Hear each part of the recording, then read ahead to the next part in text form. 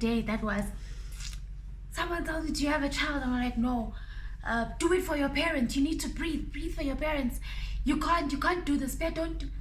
I'm like, what am I doing? And I'm in my mind and my heart, and I'm like, okay, God, I've been trying to breathe, and for dear life, God knows, you know, I'm trying. So God, between me and you, should I just like surrender and stop these games now? Because I feel like I'm trying and it seems my efforts are not enough. And then God was like, won't I do it for you? And I coughed, and the next thing I heard was, her sats are picking up, her sats are picking up. And it was then I realized that, you know what, God is fighting for me. And if it was any other situation, I think they would have probably said, put her back on the ventilator because her sats are dropping, or something drastic. But that didn't happen, and I started breathing properly again, and my sats started picking up. And I felt so tired after that incident. I felt like I'd been in a physical and a spiritual war. There was one day where it was the morning, like saying, I think I had been due for a procedure, and I think I was probably anxious about the procedure because I just started sweating, and the procedure had to be cancelled or postponed because the doctor was like, your blood pressure is high, you're exhausted, I can't go ahead and extubate you when you like this, so you're gonna have to get some rest, and then we'll try again next time or tomorrow, whenever. I felt so let down. I felt like I'd let myself down because I failed to control my mind and control my thinking and my anxiety, to the point where it prolonged me getting out of the ventilator. That day I was sweating like I've never sweat like that in my life. They even had to take a cloth and put it on my forehead, a cold cloth, and put it on my forehead. Like, it was just a mess, guys. Like, oh. So the entire time, my doctor then referred me to a psychiatrist who came and spoke to me about the power of your mind, and you're young, you look healthy, don't allow your mind to keep you here any longer than you need to. Don't allow your mind to take you back to where you were a few weeks ago when you got here. Just focus on the positive, don't overthink, trust, more importantly, trust the people that are taking care of you, because they've got you this far. What now makes you think they're not going to get you to being discharged, you know? And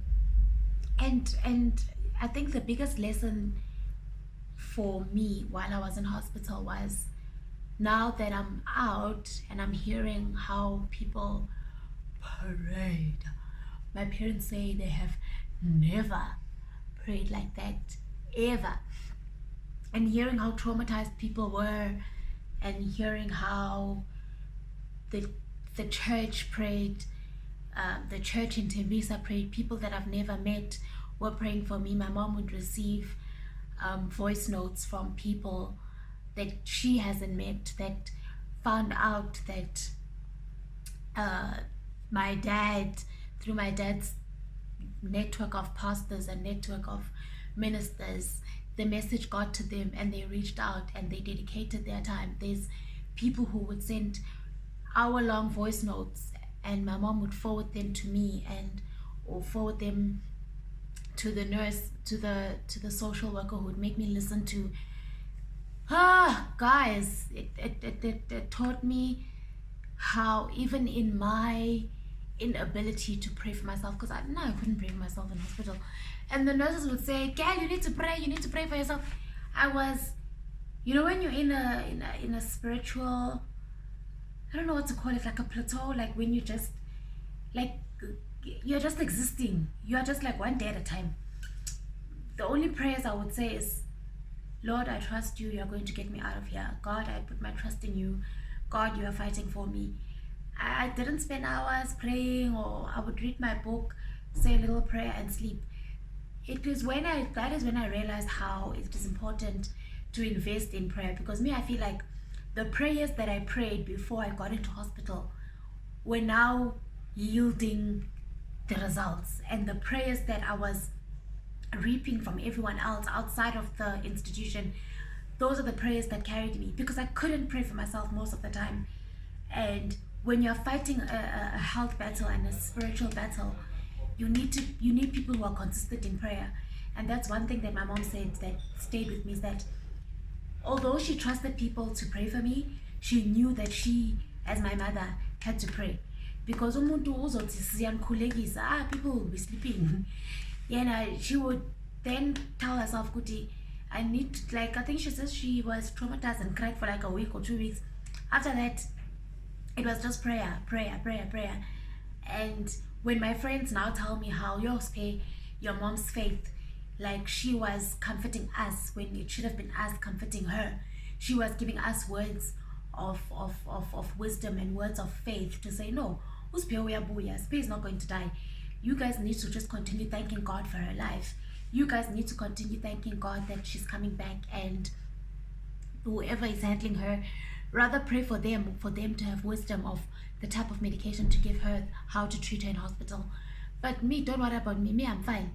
We are praying and thanking God for her healing. And I find myself like, it makes sense why I was at peace in hospital, in as much as I was fighting physically and I was fighting mentally. I didn't have to fight spiritually, because there were people whom, one, I've invested in their lives and in their daily lives by being a blessing to them and being spare and being a friend, a daughter, a sister, a cousin. By virtue of who I am to them, they felt it necessary. You know, when is it Paul who says necessity is laid upon me? They felt that necessity to carry her in prayer. My friends, because of the friend that I have been to them, they felt that we can't not pray for this child. This child needs to come back. My friend in Polokwane, she says, Sphe, you know, me, I've never told you I'm praying, I'm fasting, yeah, girl, that time I was fasting and praying, Sissy, because I had to take God serious if I wanted him to answer this prayer. So it really humbles me when I hear such stories of how people persisted in prayer. And that is where I'm gonna end today's video. Is my hospitalization has taught me, one, you will not always be able to pray for yourself, which means when you are still strong and when you are still able to pray, it's sort of like there's a piggy bank, there's an account where you are depositing your time in prayer, your time in fellowship with God, your time of worship, all of those things that you are doing in the spirit. They're sort of like filling up this bag that will one day be opened, whether you tell it to open or it's opened because of the situation that you are in. So when you are still strong and you are able to pray for yourself, please pray. When you are still strong and you are able to cover, you're like me, before going into hospital, I would always pray for myself and I'd always thank God, thank you God for good health. When I'm at the gym and those weights are heavy, I would confess and say, Lord, I thank you that you have given me the strength to carry this weight. I thank you that my bones and my body is strong enough to carry this weight. I thank you for the ability to go to the gym. I thank you for the ability to run. I used to thank God for good health. And it is when my health was compromised that I realized now that it's because I've always given him praise and thanksgiving for my good health that my health had to come back to me. And it's now 6 weeks since I've been discharged. I'm not 100% well, hence you can see the nasal cannula that I'm still wearing. But I'm out and I'm on my way to being the Sphe that I know and the Sphe that everybody knows and loves. I'm in a much better position than a lot of people. In hospital, I saw people being fetched by the mortuary people and people draped in PPE. And you know, when that type of PPE comes, it means someone has passed away. Literally every week, without fail, sometimes twice, 3 times. Yeah, the nurses would sometimes close the curtains. Sometimes by the time they close the curtains, you've already seen what's happening. Like I said, 80% of the time I was conscious. That in itself traumatized me, and that in itself forced me to say, God, I see what's happening around me, but I'm going to be still and know that you are getting me out of here. Because you can sort of get caught up in all the negativity that's happening around you, that you sort of don't, you start to not believe that you are going to come out with a different story. And I consciously had to remind myself, Okuti, I see what's happening. I see people dying. I see families coming to say their last goodbyes, or coming to collect the parents or the relatives' belongings. And I mean, I'm a smart girl. I'm an intelligent person. I can put 1 and 2 together. I hear the conversations on the corridors. Ukuthi usibanibani akaseko, or usibanibani, it's not looking good. And I don't know if it was a blessing or a curse for me to have been conscious for that long, because I literally observed even the things that the nurses thought I was not seeing. I was seeing, I was hearing. Even when nurses would talk about me to other nurses, I could tell. Okay, it's either I need to I need to change my approach in the way that I talk to her, or the way that we relate, so that we minimize the conflict. Because I think when you are conscious and you are able to see what people are doing, there are instances where a nurse would not give me the correct dose of medication. And because I'm awake and I've been seeing, and I know what the doctors prescribed, today why don't I have 8 prednisones, for example? I've got everything else, but I don't have the prednisone. And some people take that as, you think you know too much. That's what I'm saying. Sometimes I don't know if it was a good thing or a bad thing for me to have been conscious. When I would get nebulized, and the nebulizer would affect how I breathe, and it would affect my lungs, I would voice out to say, I don't think this thing is working for me. Can you tell the doctor to change it? And some nurses would say, no, that's how it is. It's antibiotics. People don't respond in the same way to antibiotics. And I'm like, yeah, but I feel like it's taking me back, and it's not taking me forward. Can you tell the doctor and let the doctor decide if I need to be off it, or he needs to change it? So I had a lot of situations like that. And then there were nurses who would say, if there's something that's happening that you don't like as a patient, you need to speak up, because this is your life. What if someone gives you the wrong dose and then you die? And then now in heaven, God is like, how, but girl, you saw that this person is not doing the things, and we're now at hula. Okay, now I'm being dramatic. But anyway, when I was discharged, doctors said, you're a miracle, because when you walked in here, we never thought you're gonna walk out. I heard that from 2 doctors. The one was like, Miss Dlamini, is that you? I'm like, yes, doctor, that's me. It's like, I know you don't remember me, but I treated you when you were still in the coma. You better praise the God that you're believing in. And I was like, doctor, why? She's like, I didn't think you were gonna come out. You should have seen yourself in the first week that you got here. And nurses were saying there are days where I would roll my eyes while in the coma, and they don't know whether she's rolling her eyes because she's coming back to life, or she's rolling her eyes because she and her maker have decided that it's time ukuthi amasango avuleke. So it's things like that. When I hear people who say, Sphe, you don't understand how traumatized we were when we saw you coming in here. And nurses saying, we were heartbroken. I was the youngest person in ICU at the time. And I think the only other young person who came was a 15-year-old boy, but he didn't stay long either. I was the youngest in ICU, and nurses were saying, we didn't understand how this child is in such a situation. She needs to get out of here. And for me to be sitting here today recording this video just is pure grace. It's a pure miracle, which I will forever talk about and forever share.